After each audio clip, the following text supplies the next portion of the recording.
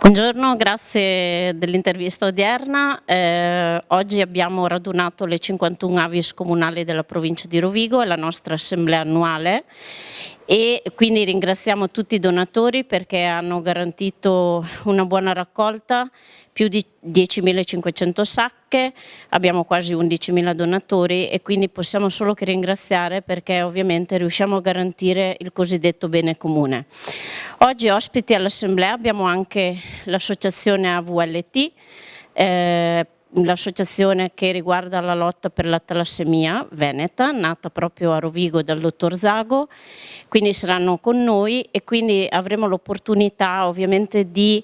far vedere e di insieme a loro fare il percorso appunto insieme per la ricerca. Oggi non parliamo solo di donazione, parliamo anche di ricerca insieme a VLT e anche TES che è una fondazione a livello Regione Veneto, avremo ospite anche illustri professori universitari e quindi io penso che oltre al dare è importante anche il conoscere.